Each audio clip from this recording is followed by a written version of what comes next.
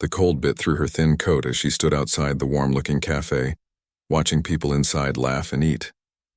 Her stomach growled, reminding her that it had been 3 days since her last real meal. 3 days of small scraps and sips of water from public fountains. 3 days of wondering how things had gone so wrong so quickly. She wasn't always hungry and homeless. Just 4 months ago, she had a small but comfortable apartment in another city, with a teaching job that paid enough for her needs. But then her mother got sick, really sick.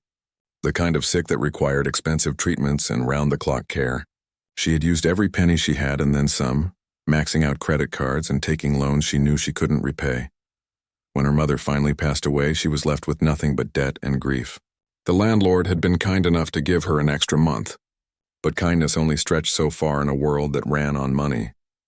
Now here she stood in a new city, with nothing but a backpack containing her few remaining possessions and the clothes on her back. She had come here on a rumor of better opportunities, spending her last dollars on the bus ticket. But opportunities, it seemed, weren't interested in a woman with no address and increasingly desperate eyes. Her gaze fixed on the grand piano sitting in the corner of the cafe. It was a beautiful instrument, clearly well-maintained, with polished black wood that gleamed under the cafe's warm lighting. Her fingers twitched at her sides, muscle memory making them ache to feel keys beneath them again. Music had been her life once. From age 5, when her parents had scraped together enough for a used upright piano and lessons with an elderly neighbor, she had shown unusual talent. By 16, she was performing in local competitions. By 20, she had earned a scholarship to a prestigious music school in Europe. For a few shining years, she had played in concert halls to appreciative audiences. Not famous, never famous, but respected in certain circles for her technical skill and emotional interpretation. Then her father died suddenly, and she returned home to help her mother. The small teaching position was meant to be temporary. Everything was meant to be temporary. She took a deep breath, watching it form a small cloud in the cold air. The cafe looked busy enough that they might be doing well, but not so crowded that they would immediately throw her out. Through the window, she could see a middle-aged man with a neat beard and glasses who seemed to be giving orders to the staff. The manager, probably. What was the worst that could happen? They would say no. They would laugh. They would call the police and have her removed for bothering the customers. She had endured worse in recent weeks. With trembling hands, not from nerves but from hunger, she pushed open the door. The warmth hit her immediately, along with the smell of coffee and baked goods that made her stomach clench painfully. Several heads turned in her direction, and she saw the immediate judgment in their eyes. Her clothes weren't filthy, but they were clearly worn and hadn't been properly washed in too long. Her hair was tied back neatly but without the shine of regular washing. She knew what she looked like, someone you avoid making eye contact with on the street. She walked directly to the counter, ignoring the whispers that followed her. The bearded man looked up from the register with a practiced customer service smile that faltered slightly when he took in her appearance. "Can I help you?" he asked, his tone suggesting he very much hoped the answer was no. She swallowed hard. Pride was a luxury she could no longer afford. "That piano," she said, her voice rough from disuse, pointing to the grand in the corner. "Is it just for show or do people play it?" The man's eyebrows rose slightly.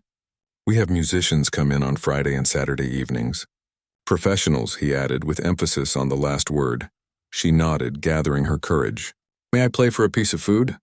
The words came out in a rush. "I'm very good. I won't waste your time. Just something small to eat, please." For a moment, there was silence. Then someone at a nearby table snorted with laughter. The sound was quickly picked up by others, spreading through the cafe like a wave. "Oh, this should be good," said a well-dressed woman loudly to her companion. "Street entertainment with our coffee." The manager's mouth quirked into a small, amused smile. He glanced around at the customers, seeing their interest piqued. Even if this turned out to be terrible, it would be a story they could tell later. The day some homeless woman tried to play their piano. "Sure, why not?" He finally said with a shrug. "We could use a laugh. You can have a day-old muffin and some coffee if you can actually play something recognizable." More laughter rippled through the cafe. Someone in the back called out, "Play chopsticks," which brought another round of chuckles. She felt her cheeks burn with humiliation, but her empty stomach wouldn't allow her to walk away from even this small chance at food. With as much dignity as she could muster, she made her way to the piano, aware of all the eyes following her, the phones being pulled out to record what everyone expected would be an amusing disaster. The piano bench was cushioned, a small luxury that almost made her eyes well up after weeks of hard surfaces. She sat down carefully, placing her worn backpack beside her feet. The piano was even more beautiful up close. A Steinway, she noted with surprise. Someone had invested serious money in this instrument.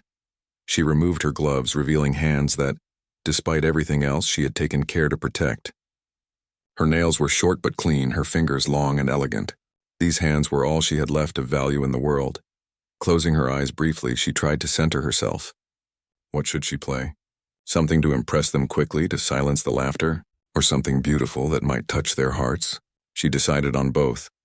Her fingers hovered above the keys for just a moment, and then she began. The opening notes of Liszt's La Campanella silenced the café immediately. One of the most technically challenging pieces in piano literature, it required lightning-fast fingerwork and perfect precision. Her hands flew across the keys in a blur, hitting every note with crystal clarity despite months without practice on a proper instrument.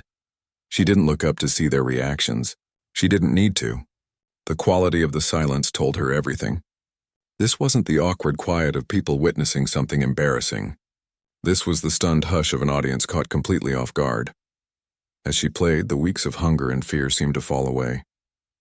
For these moments, she wasn't a homeless woman begging for food. She was herself again, the artist she had trained her entire life to become.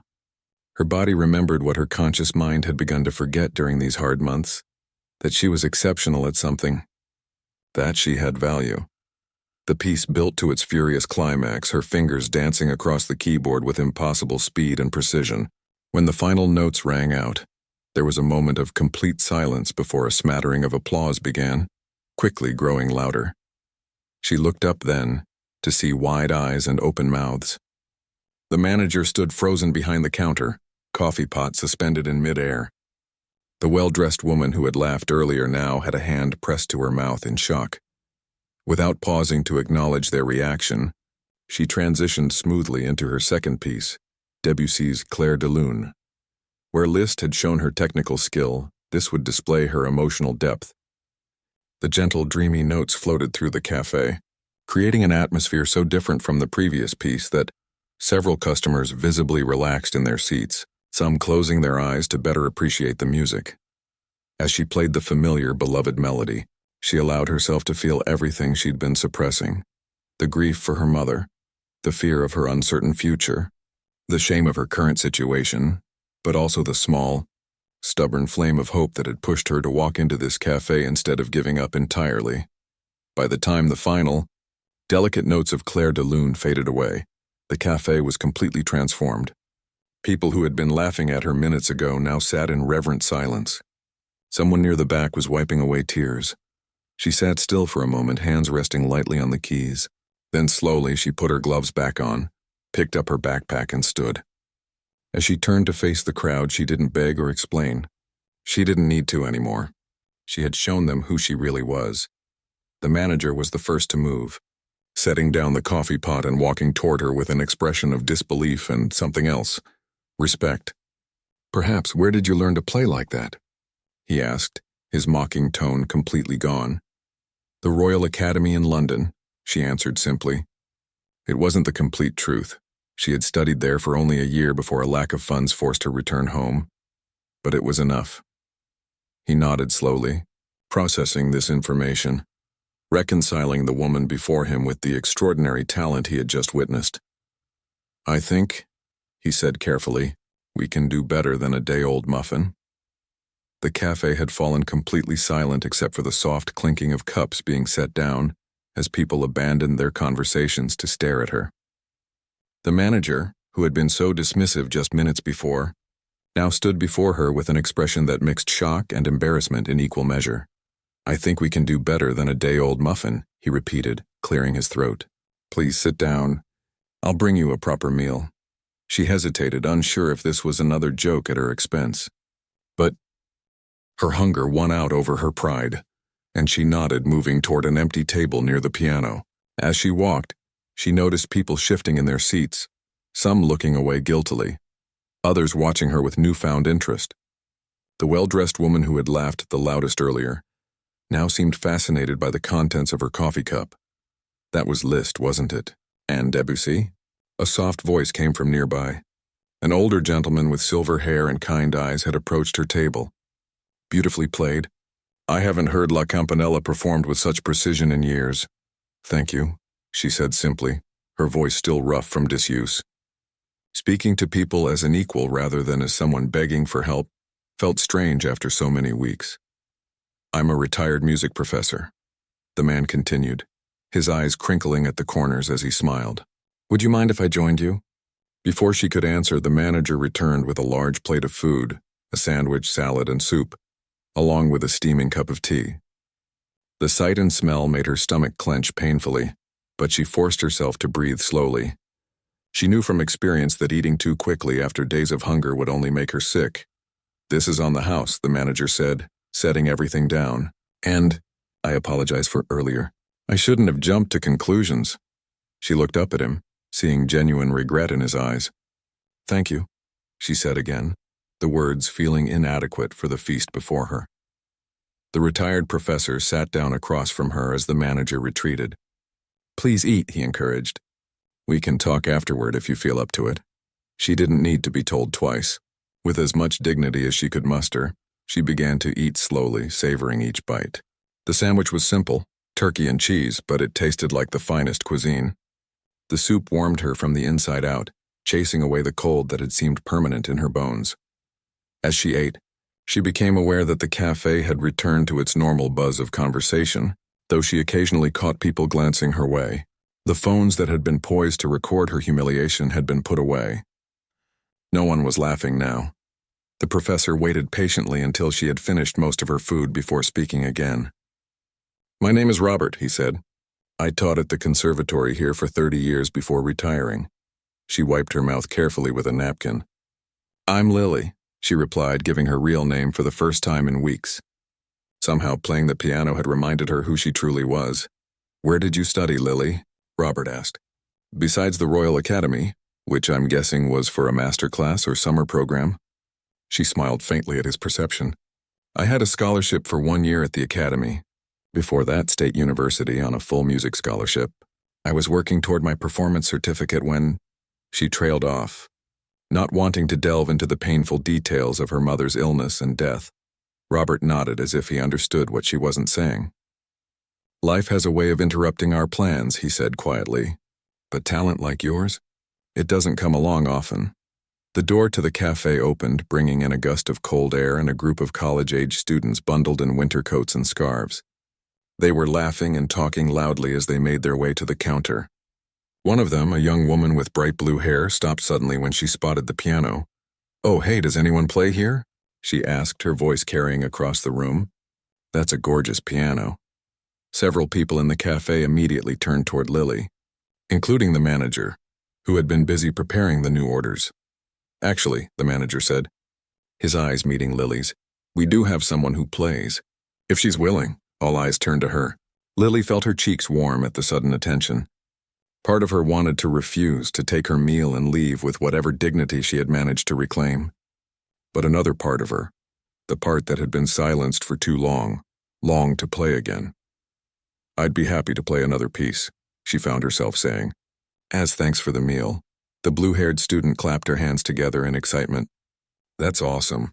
We were just talking about needing a break from studying. As Lily stood and made her way back to the piano, she heard Robert say softly, play something that tells your story. She sat down at the bench again, thinking about his words. What piece could possibly capture the journey that had led her here? After a moment's consideration, she began to play Beethoven's Sonata No. 8 in C minor, known as the Pathétique. The powerful opening chords immediately commanded attention, the heavy dramatic notes filling the cafe with a sense of gravity. As she moved into the Allegro section, her fingers danced across the keys with increasing urgency, expressing the turmoil and struggle of recent months. The music rose and fell like waves of emotion, grief, despair, determination, and faint hope all woven together in Beethoven's masterful composition. She became so absorbed in the music that she didn't notice when more customers entered the cafe, drawn by the sound. She didn't see the manager turn away from the counter to listen, or the retired professor close his eyes in appreciation. She was lost in the story she was telling through her fingers, each note a word in a language more expressive than speech could ever be. When she reached the second movement, with its tender lyrical melody, something inside her began to heal. The beautiful Adagio cantabile section seemed to speak of quiet acceptance and the possibility of peace after suffering. Her touch on the keys became lighter, more delicate, as if she were handling something precious and fragile.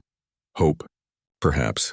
The final movement returned to a faster tempo, bringing with it a sense of renewed determination and energy. As she played the final notes, Lily realized that tears were streaming down her face. She had not allowed herself to cry since her mother's funeral, but now, surrounded by strangers who had become an audience, the dam had broken. She wiped her cheeks quickly as applause filled the cafe. Real applause this time. Not the awkward, surprised kind from before, but genuine appreciation. Some people had stood up from their tables. The blue-haired student was beaming at her. "That was incredible," someone called out. "Do you take requests?" asked another voice. The manager approached the piano again, this time with a different expression entirely. "Lily?" he said, using the name he must have overheard during her conversation with Robert. "We have musicians scheduled for Friday and Saturday nights, but we don't have anyone for Thursday evenings. Would you be interested in playing regularly? Paid, of course." She stared at him, unable to process his words at first. "Paid?" she repeated. 3 hours weekly. "We can't offer much, but it would include dinner and—" He hesitated, then added more quietly, "an advance if you need it." The meaning behind his careful phrasing was clear. He was offering her immediate help without directly mentioning her obvious homelessness. It was a small kindness, preserving her dignity while extending practical assistance. "I would be very interested," she said, her voice steadier now. "Thank you." Robert had approached and was standing nearby. "If you need a place to practice during the week," he said, "I have a spare room with an upright piano. My wife and I live just 3 blocks from here. It's not much, but the piano is well tuned." Lily looked back and forth between these two men who just an hour ago had been strangers. Now they were offering her lifelines, small ones perhaps, but more than she had dared hope for when she'd walked into the cafe. "I don't know what to say," she admitted. "Say you'll play one more piece before you go," called the blue-haired student, something happy this time. Laughter rippled through the cafe. Warm laughter, not at her expense but in shared enjoyment. Lily found herself smiling too, a real smile that felt foreign on her face after so long. "I think I can manage that," she said, turning back to the keys. As she launched into a lively rendition of a Chopin waltz, Lily realized that for the first time in months, she was experiencing something she had nearly forgotten existed: joy. It was small and fragile, like a spark that might be extinguished by the slightest wind, but it was there. And for now, that was enough. The walk to Robert's house was only 3 blocks, but to Lily it felt like crossing into another world. Her backpack, containing everything she owned, hung from her shoulder as she followed the retired professor through streets lined with well-kept homes. The cold evening air nipped at her cheeks, but her stomach was full for the first time in days, and a small ember of hope warmed her from within. "It's nothing fancy," Robert said as they approached a modest 2-story house with a small front garden. Dormant rose bushes lined the walkway, waiting for spring to return. "But it's home." The front door opened before they reached it, and a woman with silver-streaked hair and a kind face appeared in the doorway. "I was beginning to worry," she said to Robert before noticing Lily. Her eyes widened slightly, but her welcoming smile never faltered. "Grace, this is Lily," Robert explained. "She's the pianist I called you about." Understanding dawned on Grace's face. Robert must have phoned while Lily was playing her final pieces at the cafe. "Please come in out of the cold," she said, stepping aside to let them enter. The house was warm and smelled of cinnamon and something baking. It was cluttered in the comfortable way that homes become after decades of living. Books stacked on side tables, framed photographs covering walls, knitted throws draped over furniture. Lily felt a sharp pang of loss for her own home now. Gone. "Robert told me you played beautifully at the cafe," Grace said, leading them into a living room where a fire crackled in the fireplace. "He doesn't impress easily, so you must be exceptional." "She made someone cry with Beethoven," Robert confirmed, his eyes twinkling. And not just anyone. That grumpy accountant who comes in every afternoon and never speaks to anyone. Lily blushed at the praise. I was just grateful for the opportunity to play. It's been a while.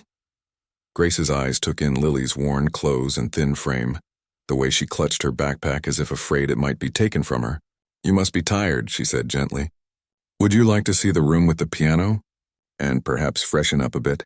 Lily nodded, relieved that Grace wasn't asking the questions that must have been obvious.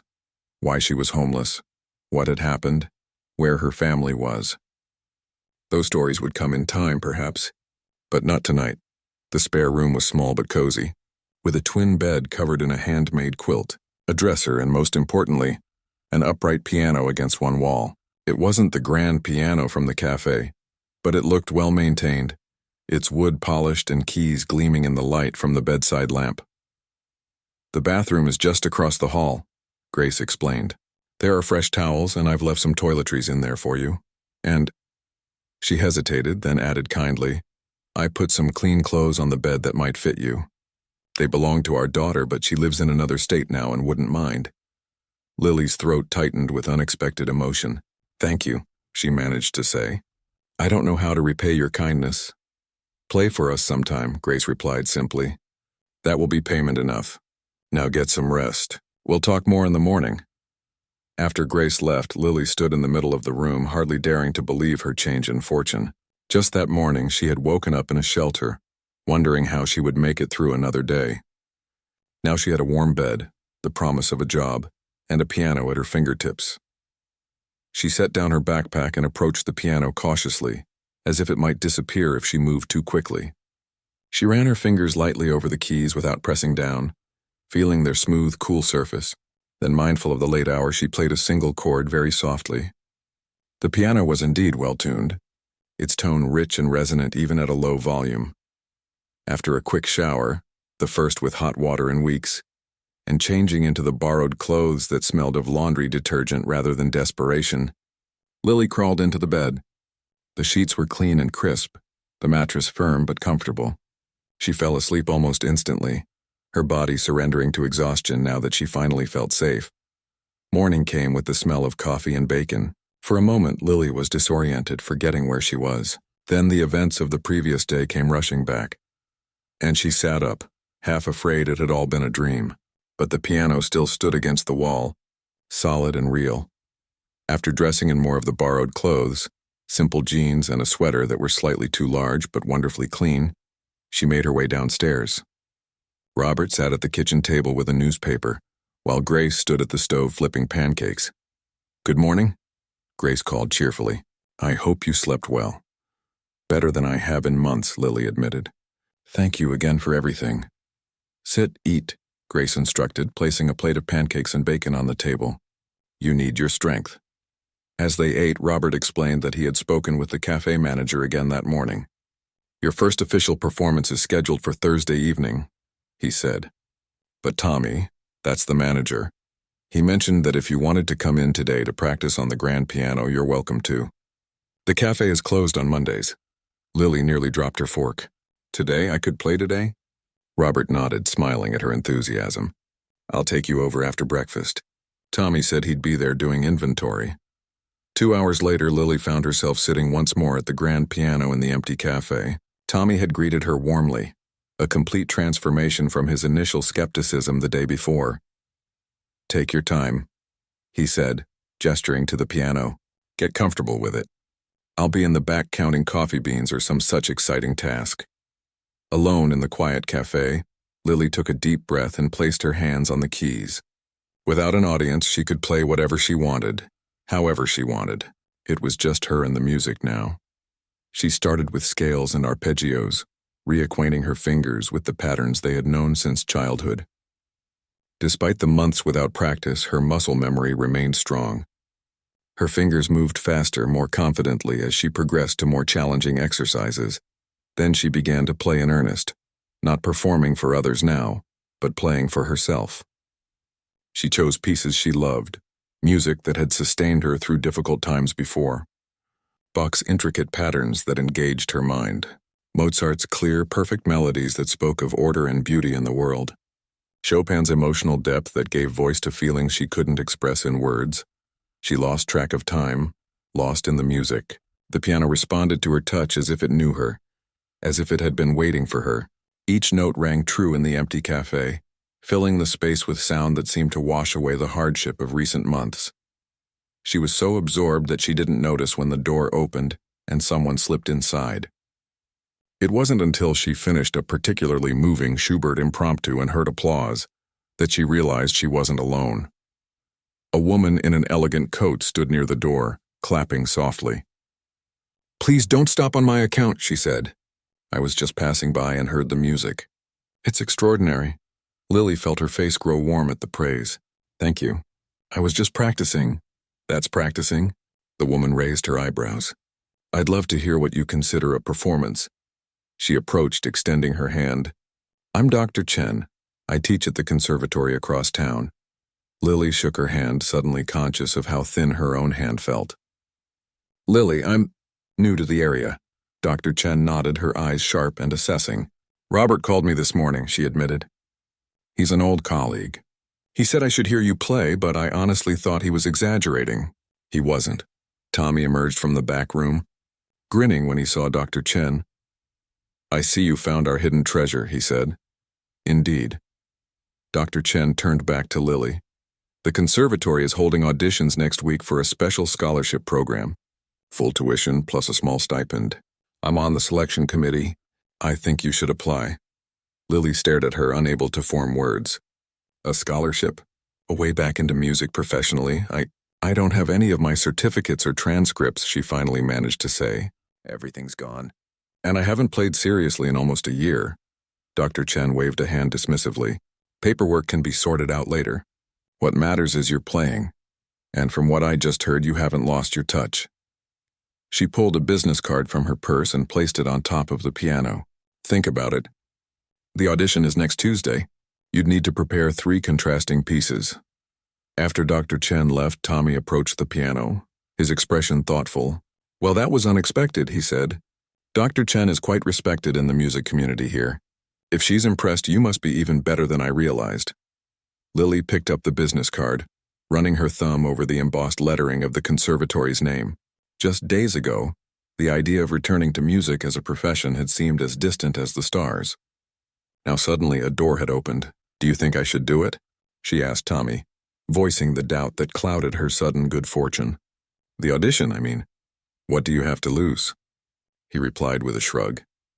Lily thought about his question as her fingers absently played a quiet melody.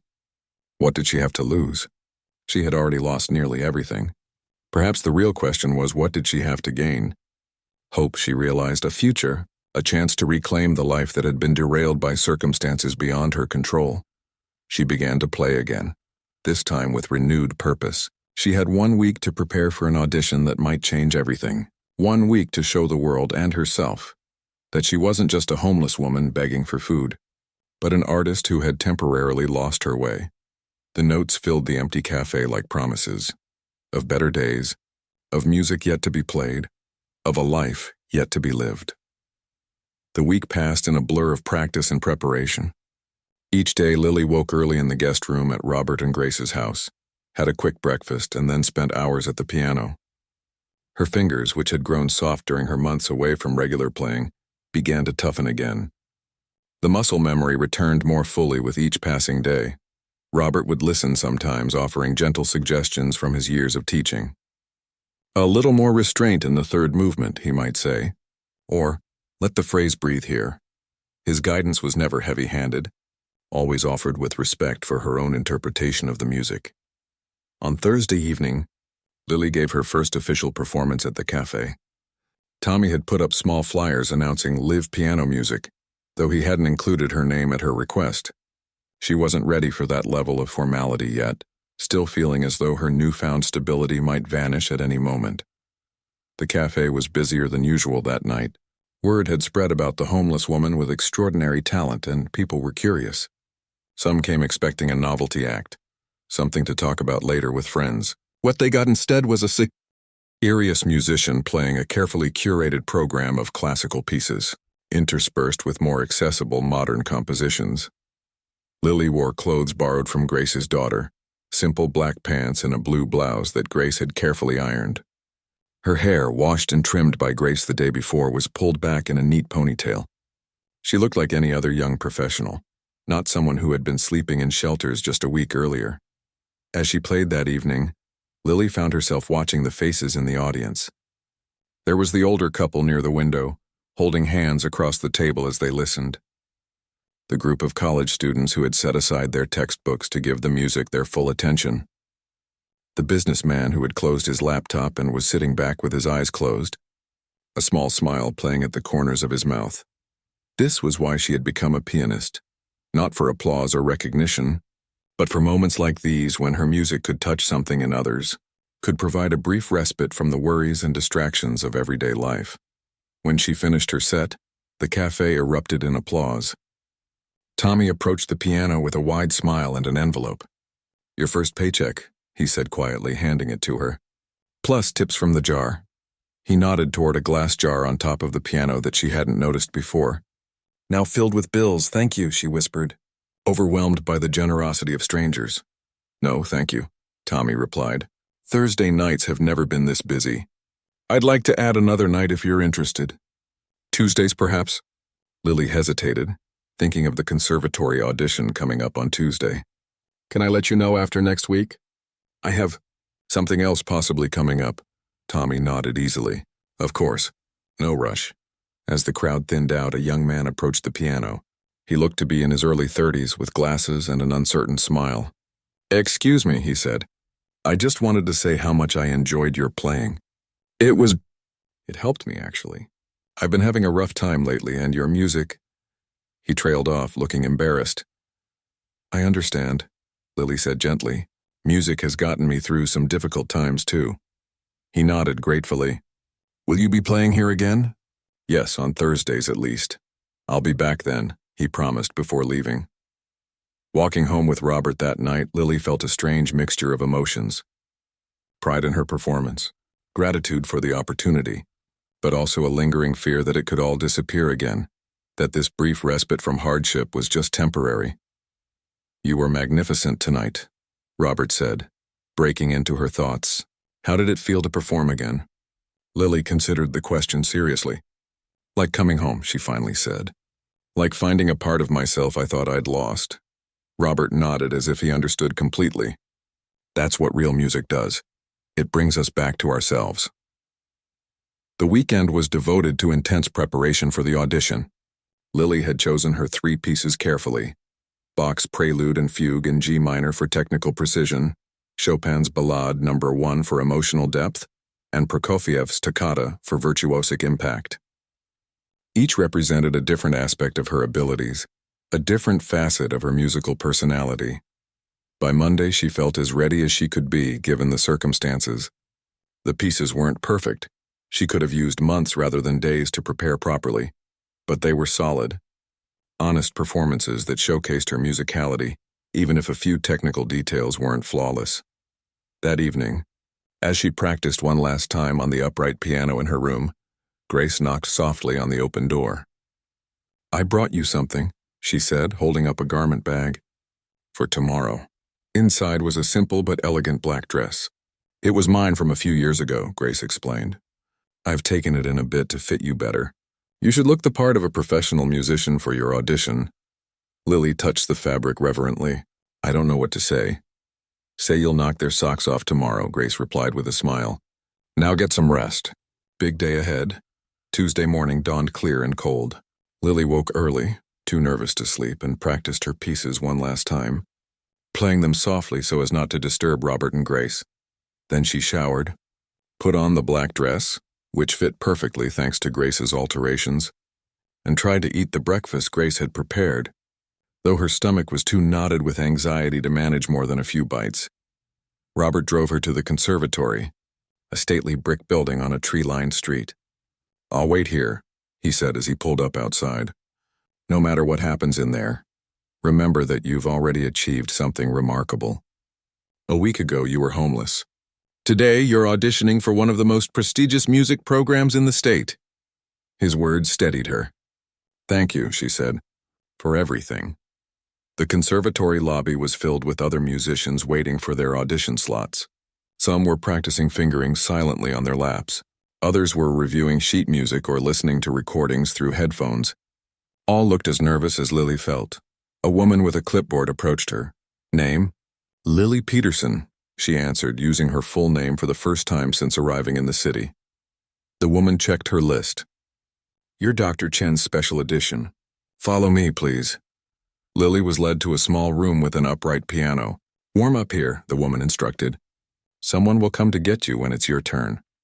Alone in the practice room, Lily flexed her fingers and played a few scales to warm up. Then she sat quietly, breathing deeply, trying to calm her racing heart. She thought of her mother, who had always believed in her talent even when they couldn't afford proper lessons. She thought of the long path that had led her here, the scholarships, the hard work, the setbacks, the triumphs, and finally the devastating loss that had derailed everything. A knock on the door jolted her from her thoughts. "They're ready for you," a different staff member announced. The audition was held in a small recital hall. 5 people sat at a table at the back, 4 men and Dr. Chen. A magnificent grand piano waited on the stage. Lily walked to the center, bowed slightly, and introduced herself and her pieces.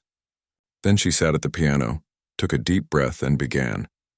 She started with Bach, letting the precise mathematical patterns focus her mind and steady her nerves. The familiar notes flowed from her fingers, each voice in the complex fugue distinct and clear. As she played the final chord, she heard a slight murmur from the judges, not disapproval but interest. The Chopin came next. This was the piece that most revealed her soul, the one where technical skill mattered less than emotional honesty. As she played the sweeping arpeggios and delicate melodies, Lily allowed herself to feel everything: the grief of her mother's death, the fear and shame of homelessness, the tentative hope of her recent good fortune. The music became a vessel for it all, transforming pain into something beautiful. When she launched into the Prokofiev toccata for her final piece, it was with a kind of fierce joy. This was a piece designed to impress, to showcase virtuosic technique and fearless energy. Her fingers flew across the keys in dizzying patterns, the driving rhythm relentless. A wrong note here and there didn't matter. It was the totality of the performance, the sheer boldness of it, that counted. As the final crashing chords reverberated through the hall, Lily realized she was breathing hard, as if she'd been running instead of sitting at a piano. There was a moment of complete silence. Then from the table of judges, applause began. Dr. Chen was smiling broadly. One of the male judges leaned forward. "Ms. Peterson, that was quite remarkable, especially considering what Dr. Chen tells us about your recent circumstances." Lily tensed, wondering how much they knew about her situation. Another judge spoke up. "We do have some concerns about gaps in your formal education, but your playing speaks for itself. We'll need to see your previous transcripts, of course, and there will be placement tests for theory and music history." Dr. Chen cut in. "What my colleagues are trying to say, Lily, is that we would like to offer you a place in our program. The scholarship details will need to be finalized, but the position is yours if you want it." Lily gripped the edge of the piano bench to steady herself. "I do want it," she said, her voice stronger than she expected. "Very much." As she walked out of the recital hall a few minutes later, paperwork clutched in her hands, she saw Robert waiting anxiously in the lobby. One look at her face told him everything. "You did it," he said. Not a question, but a statement. Lily nodded, tears of relief and joy filling her eyes. "I did it," she echoed. "They want me to start next month." As they walked out into the bright winter sunshine, Lily thought about the long journey ahead. Classes to take, skills to rebuild, a career to reconstruct. But for the first time in a very long time, she was looking forward rather than backward. The path wouldn't be easy, but it was clear now, stretching before her like a melody waiting to be played.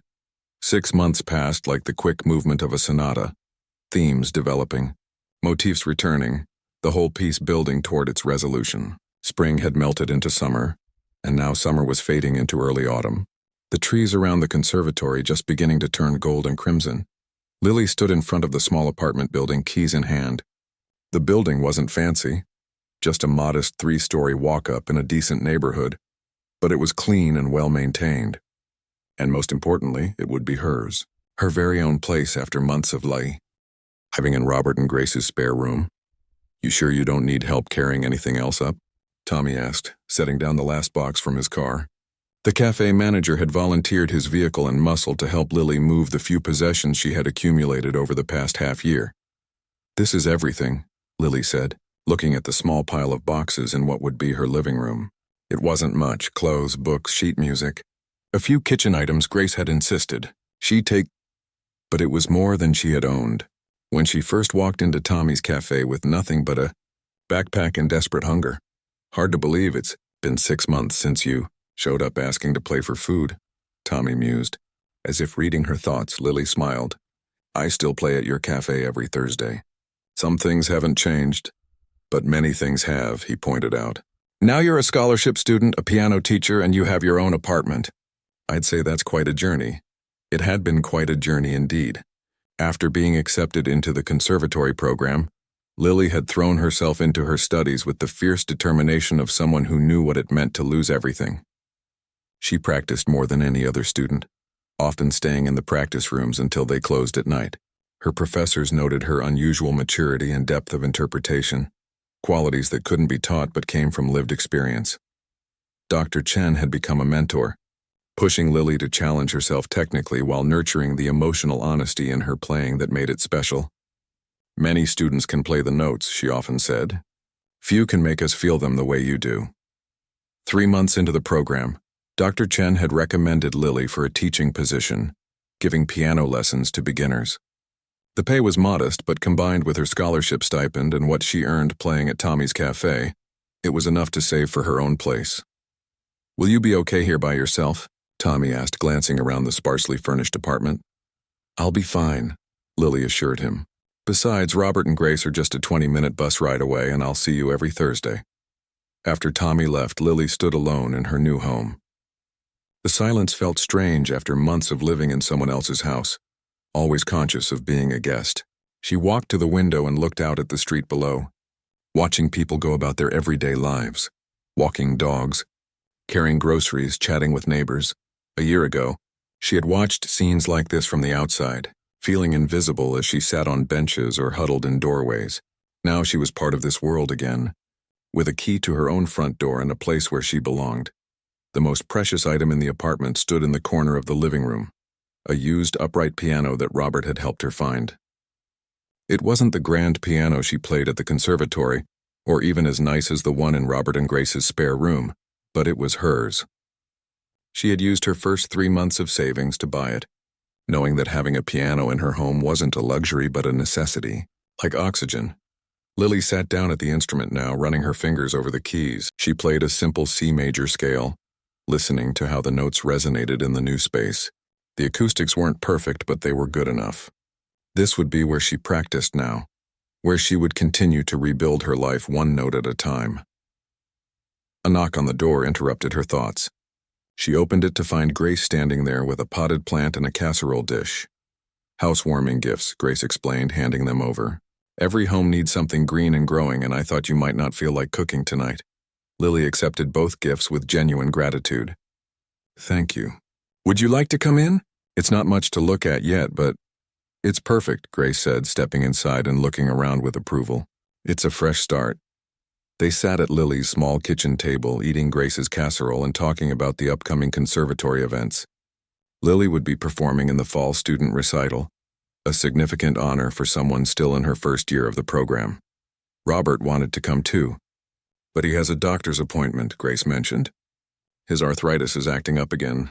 Is he okay? Lily asked, concerned about the man who had become like a father to her.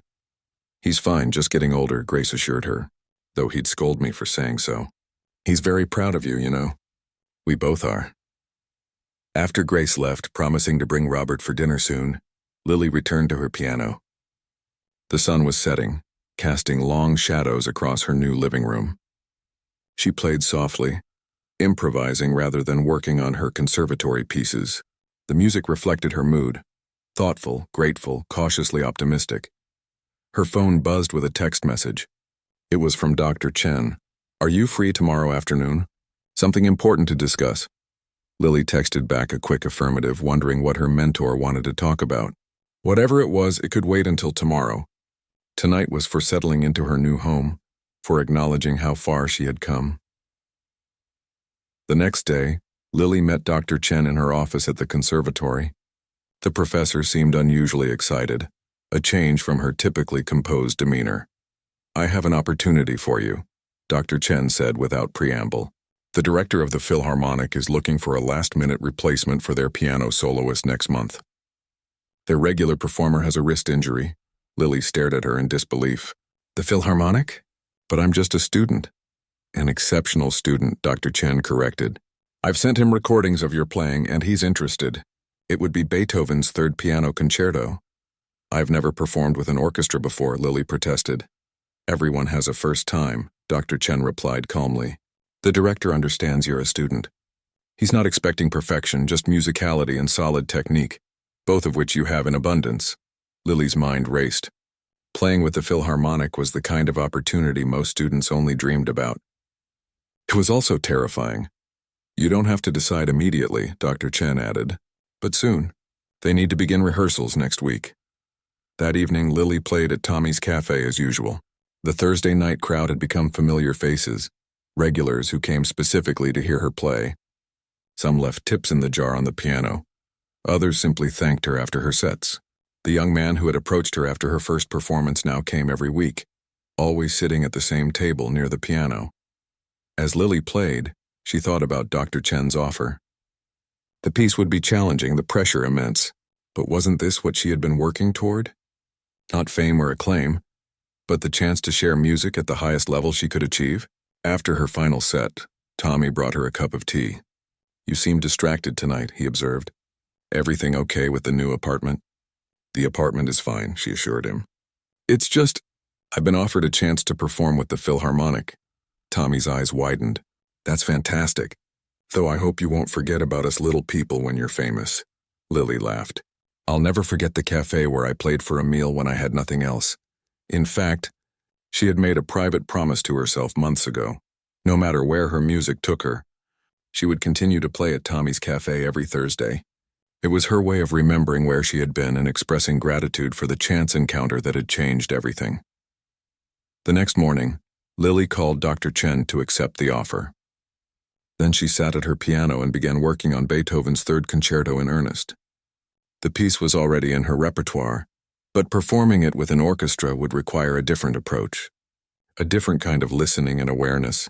As she played the opening theme, she thought about the journey the music represented, beginning in a minor key, full of struggle and tension, but ultimately finding its way to resolution and triumph in the major key.